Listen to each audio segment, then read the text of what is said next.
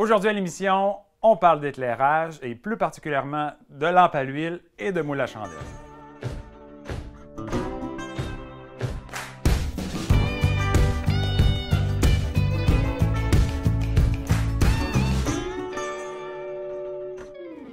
Petit rappel historique sur l'origine de la lampe à l'huile. On recule au début du 19e siècle où les gens s'éclairent avec la chandelle, les lampes qui fonctionnent au suif, à l'huile de baleine. C'est modeste, c'est archaïque, ça coûte pas trop cher, ça fonctionne, mais c'est pas suffisant et arrive en 1846 une démonstration publique d'une lampe fonctionnant au kérosène. Ce kérosène est une découverte de Abraham Gesner, un Canadien de la Nouvelle-Écosse.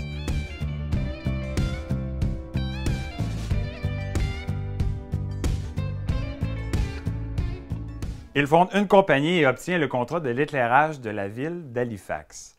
Ensuite, les contrats se multiplient et il crée une compagnie aux États-Unis et obtient les contrats d'éclairage pour la ville de Long Island. Et là, il ne fournit plus, la demande explose et c'est une révolution. 20 à 30 ans plus tard, chaque maison possède au moins une lampe à l'huile. Vers 1880 arrive une autre révolution, l'arrivée de l'électricité. Mais ce virage a pris plus de 50 ans à se faire. À titre d'exemple, à Deschambault, la première électricité est arrivée en 1917. Par contre, dans les rangs plus hauts, ce qui est à dire le deuxième et le troisième rang, l'électricité est arrivée en 1930 et en 1945. Et c'est important de savoir que les modèles de lampes à l'huile se perfectionnent, deviennent de plus en plus efficaces et c'est un mode d'éclairage très facile, très fonctionnel pour la plupart des foyers et assez abordable.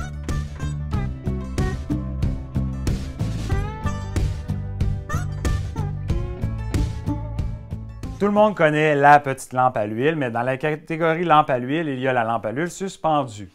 Bon, ici, on a une lampe à l'huile très décorative d'époque victorienne, donc 1880-1900.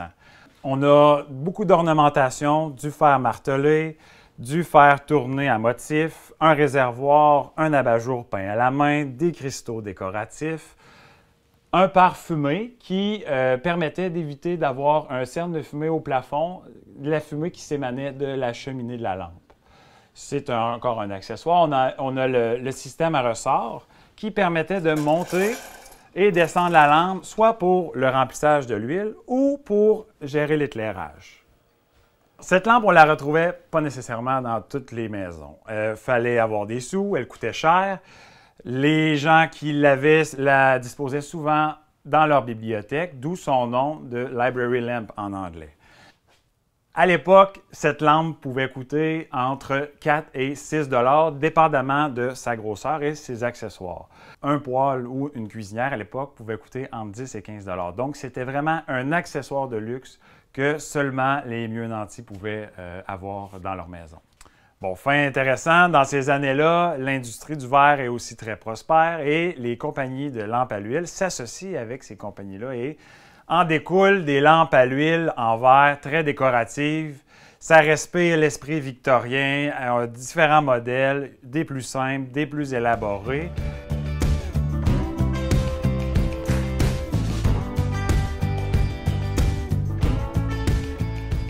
Et on a aussi toutes sortes d'accessoires qu'on retrouve sur le marché pour bien utiliser la lampe à l'huile. Donc, pour utiliser la chaleur de la lampe à l'huile, on a inventé ce petit réchaud, qui est un accessoire qui permettait de faire réchauffer quelque chose sur le dessus de la cheminée. Cet accessoire est plutôt rare parce qu'il n'a pas perduré dans le temps. Il faut dire que les gens, à l'époque, se sont gravement intoxiqués à faire cuire leurs aliments sur ce réchaud. Quand on apprend le prix que valait un objet à une certaine époque, comme par exemple celui de la lampe à l'huile suspendue qui était d'environ 4 à 6 $ en 1897, automatiquement, on veut savoir ça équivaudrait à combien aujourd'hui. Mais c'est presque impossible de le faire. Pourquoi? Il y a tellement de facteurs qui entrent en ligne de compte et le contexte économique de deux époques est tellement différent que ça ne tient pas la route. Une très faible partie de la population avait des bonnes rentrées d'argent et pouvait se permettre des achats de luxe. La plupart des familles étaient autosuffisantes, on produisait sa propre nourriture et on n'en vendait que si on en avait en trop. Et souvent, les surplus servaient plutôt à faire du troc. Donc, beaucoup de gens avaient peu d'argent disponible et lorsqu'ils en avaient, ils devaient se procurer ce qui était essentiel. C'est pour ça que c'est mieux de comparer deux objets de la même époque. La comparaison possible à faire est la suivante. Si vous avez vraiment besoin d'un chauffage d'appoint dans votre maison, un petit poêle à bois coûte aujourd'hui aux alentours de 1 000 $. La lampe décorative que vous aimeriez, de son côté, coûterait, si on garde les mêmes proportions de 40 % du prix, 400 $. C'est clair que si votre budget est serré, vous allez acheter le poêle et oublier la lampe.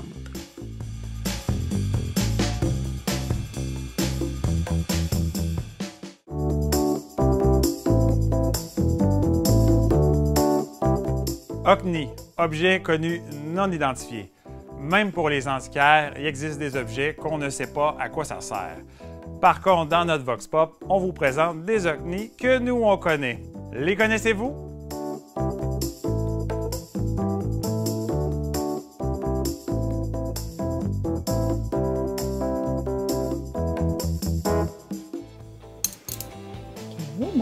Genre de ciseaux, mais ça, c'est intriguant, par exemple.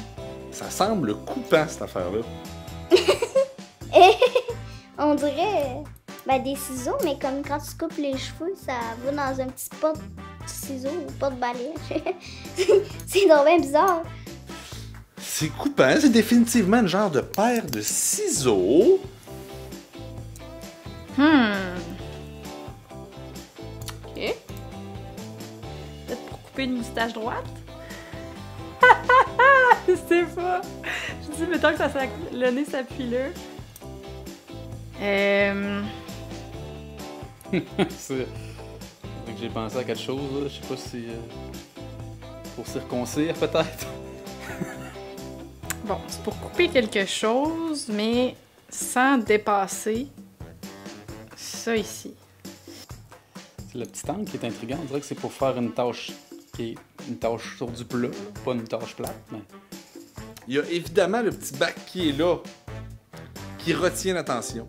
Mais il y a aussi le fait là, que c'est déporté comme ça. Donc c'est vraiment fait pour travailler comme à plat sur quelque chose. À l'époque, au 19e siècle, on s'éclaire avec la lampe à l'huile et à la chandelle. Mais la chandelle, souvent, on ne la commandait pas, on la faisait nous-mêmes. Donc, ça prenait l'outil pour faire nos chandelles. C'est de là qu'arrive le moule à chandelle. C'est un outil souvent fait en fer blanc par un ferblantier. On le retrouve pour soit 6, 2, 4, 3 chandelles. Il y en avait des multiples.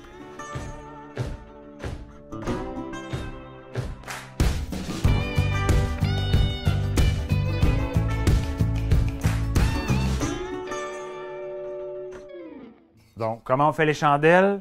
C'est super simple avec le moule.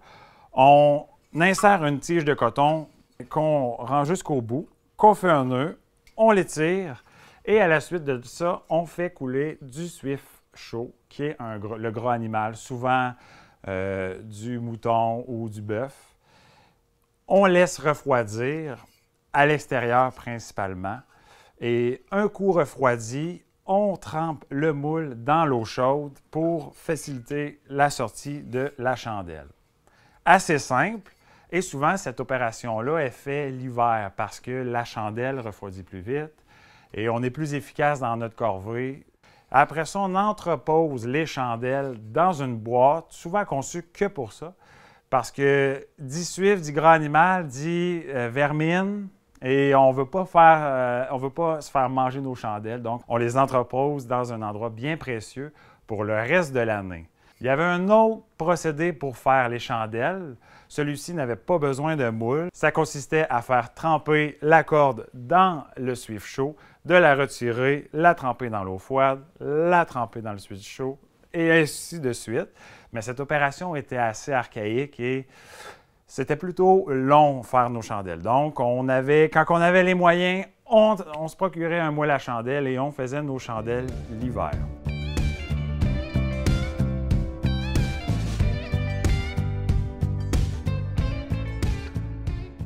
Oui, on a des moules à 6, 7, 8 trous, mais à l'époque, il faut savoir qu'on avait des moules bancs qui comportaient 48, même plus d'orifices pour faire beaucoup de chandelles à la fois. pour les instituts, pour les églises, les grands presbytères. Fait intéressant, à Deschambault, le moule à chandelle comportait 48 trous. Donc, on pouvait faire 48 chandelles à la fois. Souvent de fer, comme on l'a dit, mais souvent récupéré. Le fer était abondant à l'époque, mais on était quand même économe. On récupérait certaines pièces. Comme celui-ci, on suppose que le derrière du moule a été fait à partir d'un emporte-pièce comme ce dernier. Donc, encore dans l'esprit de ne pas gaspiller, on récupère du vieux fer pour faire nos pièces, nos outils principaux. Oui, à l'époque, on utilise beaucoup le suif pour faire les chandelles, mais on pouvait les faire aussi avec la cire d'abeille. Par contre, c'est dispendieux et ce n'est pas accessible à tout le monde. Donc, on finit toujours par faire nos chandelles au suif. La chandelle a été dépassée par la lampe à l'huile, par l'électricité, l'ampoule électrique. Mais beaucoup ont continué à s'éclairer avec la chandelle. Les bourgeois, les gens un petit peu plus riches, les Anglais. Pourquoi? Parce qu'ils préféraient la lumière de la chandelle à la lumière artificielle d'une ampoule électrique ou de la lampe à l'huile. Donc, dans beaucoup de grandes maisons bourgeoises, on retrouvait la chandelle et il y avait quelqu'un qui était mandaté pour s'occuper de l'éclairage aux chandelles dans la maison. Il fait l'entretien des chandelles, utilise la mouchette pour récupérer les mèches carbonisées et fabrique les chandelles pour qu'il y en ait toujours à disposition.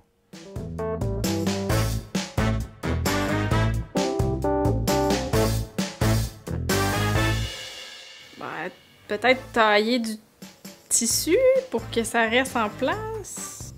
On dirait que c'est pour accoter l'oreille, pour faire les tours d'oreille. Je sais pas. Ou couper des griffes de chien. Peut-être. Couper les sourcils pour bien égaliser. Tu coupes, tu mets puis tu coupes.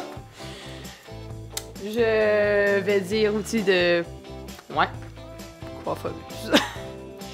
Je dirais que ça pourrait être pour récupérer des semis, quelque chose de très précieux, de très fin, que si on fait attention et qu'on vient couper cette chose-là, ça se retrouverait dans le petit bac, qu'on pourrait le verser à côté. Fait que c'est à la fois un genre de micro-porte-poussière et une paire de ciseaux.